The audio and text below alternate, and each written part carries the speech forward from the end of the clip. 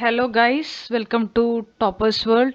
ഇന്ന് നമ്മൾ നോക്കാൻ പോകുന്നത് 6ാം ക്ലാസ്സിൻ്റെ കേരള പാഠാവലിയാണ്. 6ാം ക്ലാസ്സിൻ്റെ കേരള പാഠാവലി നിങ്ങൾക്കിപ്പോൾ കഴിഞ്ഞ ക്രിസ്മസ് എക്സാം, ഹാഫ് ഇയർലി എക്സാമിൻ്റെ ആൻസർ കീ ആണ് കേട്ടോ ഇത്. അപ്പം നമ്മളിപ്പോൾ വീഡിയോ എന്തിനാണ് ചെയ്യുന്നതെന്ന് വെച്ച് കഴിഞ്ഞാൽ, സ്കൂൾ തുറന്നു കഴിഞ്ഞാൽ അല്ലെങ്കിൽ ഇപ്പോൾ നിങ്ങൾക്ക് ക്വസ്റ്റ്യൻ പേപ്പറിൻ്റെ ആൻസർ കീ ഒക്കെ എഴുതിയിട്ട് പോകാനുണ്ടാവും. അതിന് ഉപകാരപ്പെടാൻ വേണ്ടിയാണ് ഇപ്പോൾ നമ്മൾ ഈ വീഡിയോ ചെയ്യുന്നത്. ഓക്കെ, അതുപോലെ തന്നെ നമ്മുടെ ചാനൽ ആദ്യമായി കാണുന്നവരുണ്ടെങ്കിൽ ഒന്ന് സബ്സ്ക്രൈബ് ചെയ്ത് സപ്പോർട്ട് ചെയ്യുക. നിങ്ങൾക്ക് ഈ വീഡിയോ ഉപകാരപ്പെടുന്നുണ്ട് എന്ന് തോന്നുകയാണെങ്കിൽ ഒന്ന് ലൈക്ക് ചെയ്യുക. അതുപോലെ തന്നെ നിങ്ങൾക്ക് ഹൈപ്പ് ചെയ്യാനുള്ളൊരു ഓപ്ഷൻ ഉണ്ടാവും. ഹൈപ്പ് ചെയ്യാൻ പറ്റുന്നവർ ഒന്ന് ഹൈപ്പ് ചെയ്ത് സപ്പോർട്ട് ചെയ്യണേ. അപ്പോൾ നമുക്ക് നോക്കാം. അപ്പം ഞാനിതിൽ ആൻസർ കീ ആയിരിക്കും കൂടുതലായിട്ട് ഫോക്കസ് ചെയ്യുക. ക്വസ്റ്റ്യൻസ് അധികം വായിക്കില്ല. അപ്പം നമുക്ക് നോക്കാം. ഒന്നാമത്തെ ചോദ്യം വായിക്കാം എഴുതാമാണ്. നമുക്ക് ജവഹർലാൽ നെഹ്റുവുമായിട്ട് ബന്ധപ്പെട്ടിട്ടുള്ള ഒരു പാരഗ്രാഫ് തന്നിട്ടുണ്ട്. ഇത് നിങ്ങൾ വായിക്കുക. ചോദ്യത്തിൻ്റെ ഉത്തരങ്ങൾ ഞാൻ പറയാം.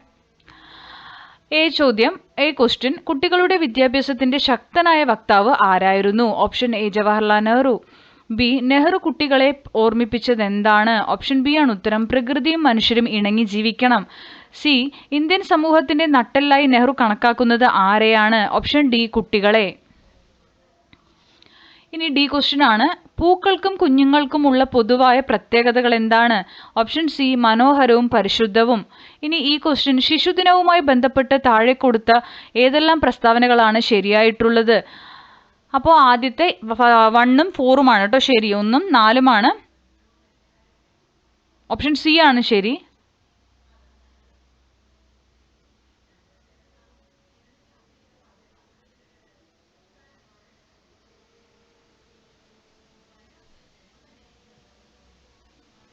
ഓപ്ഷൻ സി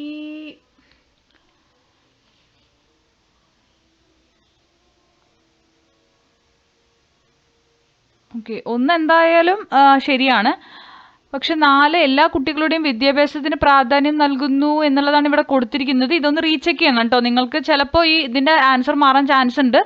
ഇതൊന്ന് ടീച്ചർ പറയുമ്പോൾ എന്താണെന്നൊന്ന് നോക്കുക കേട്ടോ. ഇനി 2A ഒരു പോസ്റ്ററാണ്. അപ്പം നമുക്ക് ആ പോസ്റ്റർ എന്താണെന്ന് ആദ്യം നോക്കാം. ജലസംരക്ഷണവുമായി ബന്ധപ്പെട്ട ബോധവൽക്കരണത്തിന് സ്കൂളിൽ പ്രദർശിപ്പിക്കാൻ പോസ്റ്റർ തയ്യാറാക്കുകയാണ്. അപ്പോൾ നമ്മൾ ആദ്യം തന്നെ ജലസംരക്ഷണവുമായി ബന്ധപ്പെട്ടിട്ട് ഒരു ഹെഡിങ് കൊടുക്കുക. ജലസംരക്ഷണം ജീവന്റെ നിലനിൽപ്പ്. ഓരോ തുള്ളിയും അമൂല്യമാണ്. ജലം പാഴാക്കുന്നത് നിർത്തുക. ഭാവി തലമുറയ്ക്കായി ജലം സംരക്ഷിക്കേണ്ടത് നമ്മുടെ കടമയാണ്.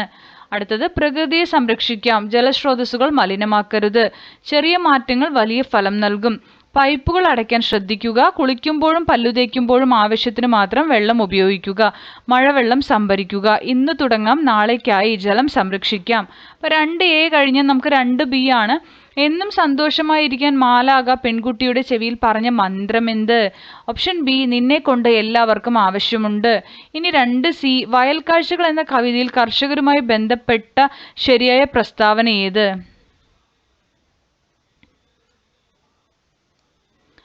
അതിൻ്റെ ഉത്തരം വരുന്നത് ഓപ്ഷൻ ബി ആണ്. 1ഉം 2ഉം ശരി. പനയോലക്കൂട ചൂടി പണിയാൻ ഉത്സാഹം പൂണ്ട് എത്തിയവർ. പിന്നെ ഏതാ? 1ഉം 2ഉമാണ്. പറകൊട്ടിയും താളം ഒപ്പിച്ച് കൊത്തിക്കിളയ്ക്കുന്നവർ. അപ്പോൾ 1ഉം 2ഉം ശരി. ഓപ്ഷൻ ബി ആണ്. അപ്പം നമ്മൾ 2A പറഞ്ഞതാ. ഇനി നമുക്ക് 3A ആണ്. 3A 3B. 3A കഥാപാത്ര നിരൂപണമാണ്. പറക്കാൻ ശ്രമിച്ചപ്പോൾ മാത്രമാണ് പക്ഷി കുഞ്ഞിന് തൻ്റെ ശക്തി തിരിച്ചറിയാൻ കഴിഞ്ഞത്. പ്രയോഗിക്കുമ്പോൾ മാത്രമാണ് അറിവും കഴിവും അർത്ഥപൂർണമാകുന്നത്. ആദ്യത്തെ പറക്കൽ എന്ന കഥയിലെ കടൽക്കോഴി കുഞ്ഞിന്റെ ശക്തിയും ദൗർബല്യവും ഉൾപ്പെടുത്തി കഥാപാത്ര നിരൂപണം തയ്യാറാക്കുക. 3A ആണ് കേട്ടോ. അല്ലെങ്കിൽ 3B ലഘു ഉപന്യാസമാണ്. 19ാം നൂറ്റാണ്ട് പുരോഗമിച്ചതോടെ മാറ്റത്തിന്റെ ഗതിക്ക് വേഗത കൂടി. ശാസ്ത്രത്തിന്റെ മുന്നേറ്റത്തെക്കുറിച്ച് ലഘു ഉപന്യാസം തയ്യാറാക്കുക. സൂചകങ്ങൾ ശ്രദ്ധിക്കൂ. അപ്പോൾ 3A കഥാപാത്ര നിരൂപണം ആരുടെയാണ്? കടൽക്കോഴി കുഞ്ഞിന്റെ അല്ലേ. അപ്പം നമുക്ക് ആദ്യം കഥാപാത്ര നിരൂപണം നോക്കിയാലോ. 3A നമ്മൾ കഥാപാത്ര നിരൂപണത്തിന്റെ ഉത്തരമാണിത്. ആദ്യത്തെ പറക്കൽ, അത് നമ്മളൊന്ന് ഈ ഡബിൾ കോട്ട്സിൽ എന്തെങ്കിലും ഇടുക കേട്ടോ. ആദ്യത്തെ പറക്കൽ എന്ന കഥയിലെ കടൽക്കോഴി കുഞ്ഞ് ഭയവും ആത്മവിശ്വാസമില്ലായ്മയും കാരണം പറക്കാൻ മടിക്കുന്ന ഒരു കഥാപാത്രമാണ്. ഇതാണ് കുഞ്ഞിന്റെ പ്രധാന ദൗർബല്യം. ചിറകുകൾക്ക് തന്നെ താങ്ങാൻ ശക്തിയില്ലെന്ന് അത് വിശ്വസിച്ചു. എന്നാൽ പട്ടിണി സഹിക്ക വയ്യാതെയും അമ്മ നൽകിയ മീൻ കഷ്ണം സ്വന്തമാക്കാനുള്ള ആഗ്രഹത്താലും അത് പറക്കാൻ ശ്രമിച്ചു.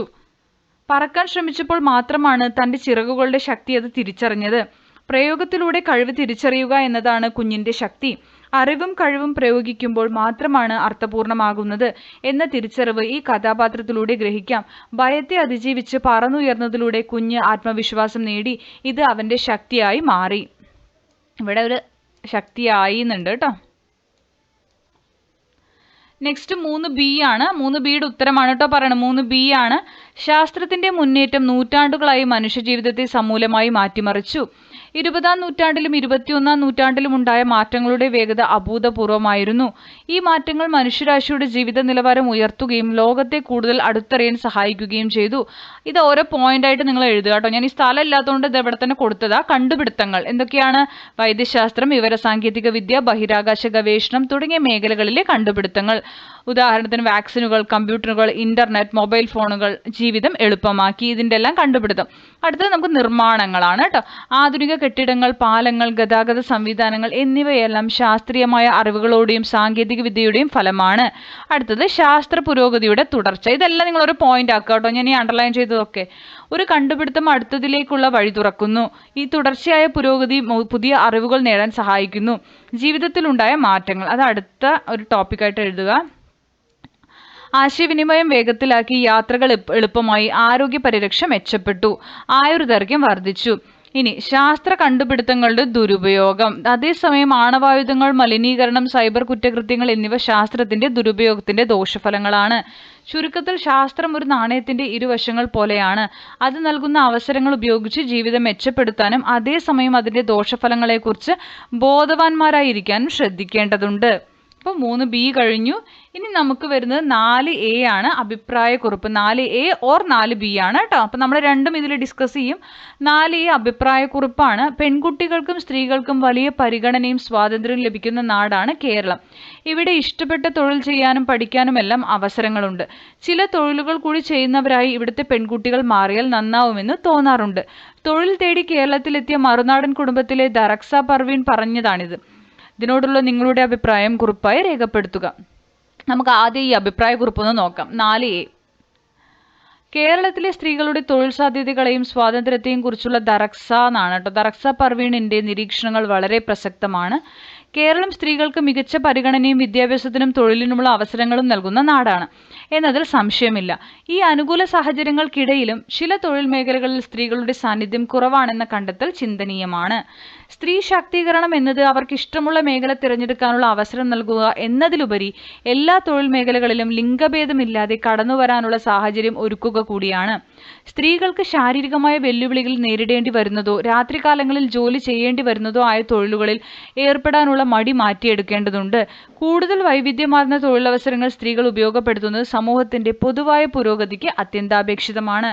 ഇത് സ്ത്രീകളുടെ സാമ്പത്തിക സ്വാതന്ത്ര്യം വർദ്ധിപ്പിക്കാനും അതുവഴി കുടുംബത്തിന്റെയും സമൂഹത്തിന്റെയും ഉന്നമനത്തിനും സഹായിക്കും. അതിനാൽ കൂടുതൽ തൊഴിലുകൾ ചെയ്യുന്നവരായി ഇവിടുത്തെ പെൺകുട്ടികൾ മാറണമെന്ന അഭിപ്രായം പൂർണ്ണമായും ശരിയാണ്. അപ്പം 4A കഴിഞ്ഞു. ഇനി നമുക്ക് 4B താരതമ്യക്കുറിപ്പാണ്.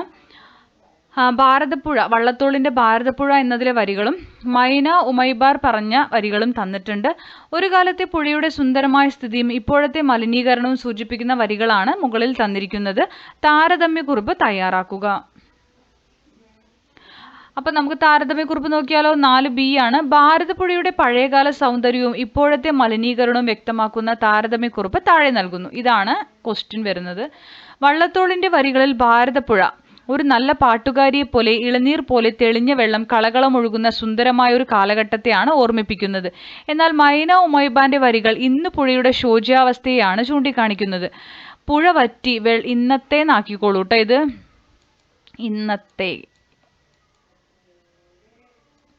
ഇന്നത്തെ പുഴയുടെ ശോച്യാവസ്ഥയാണ് ചൂണ്ടിക്കാണിക്കുന്നത്. പുഴ വറ്റി വെള്ളം കറുത്തിരണ്ട ചായപ്പൊടി വെള്ളം പോലെ ചെറുകുഴികളിലും ചെറുചാലുകളിലുമായി കെട്ടിക്കിടക്കുന്നു. ഇത് ഒരു കാലത്ത് ജീവസുറ്റ പുഴയായിരുന്ന നിളയുടെ ഇപ്പോഴത്തെ ദുരവസ്ഥയെയും മലിനീകരണത്തെയും വരച്ചുകാട്ടുന്നു. ഈ രണ്ടു വരികളും തമ്മിലുള്ള താരതമ്യം പ്രകൃതിക്ക് മനുഷ്യൻ വരുത്തിവെച്ച നാശത്തിന്റെ നേർക്കാഴ്ചയാണ്.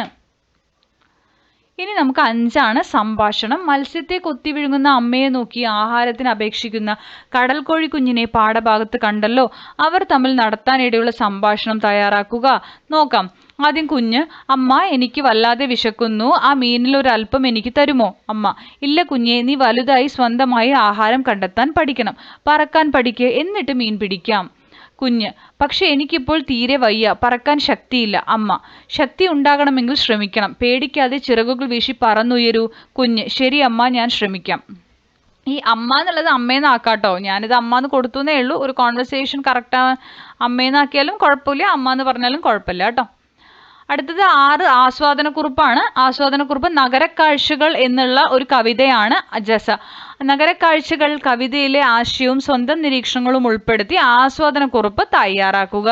അപ്പം നമുക്കിതിൽ തന്നിരിക്കുന്നത് നോക്കൂ. ഇടതടവില്ലാതെ ചീറിപ്പായുന്ന വാഹനങ്ങൾക്കിടയിൽ കുട്ടികളെ മാറോട് ചേർത്ത് ഭിക്ഷയാചിച്ചു നടക്കുന്ന നാടോടി സ്ത്രീകൾ, നടപ്പാതകളിൽ കച്ചവടക്കാരുടെ ശ്ലോകം പോലെയുള്ള മാടിവിളികൾ, തീവണ്ടികളുടെ നീണ്ട കൂകിവിളികൾക്കിടയിൽ റെയിൽവേ സ്റ്റേഷനിൽ ആഹ്ലാദ തിരക്കുകൾ, മറുഭാഗത്ത് സങ്കട തിരക്കുകൾ. ഈ കോലാഹലങ്ങൾക്കൊന്നും ചെവി കൊടുക്കാതെ വലിയ തിരക്കോടെ മൊബൈലും തോണ്ടി ചിലർ.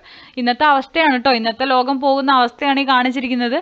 അപ്പോൾ നമുക്കിതിൻ്റെ ആസ്വാദനക്കുറിപ്പൊന്ന് നോക്കാം. 6ാമത്തതിൻ്റെ ആസ്വാദനമാണ്. നഗരജീവിതത്തിൻ്റെ നേർക്കാഴ്ചകളാണ് ഈ കവിതയിലൂടെ കവി വരച്ചു കാട്ടുന്നത്.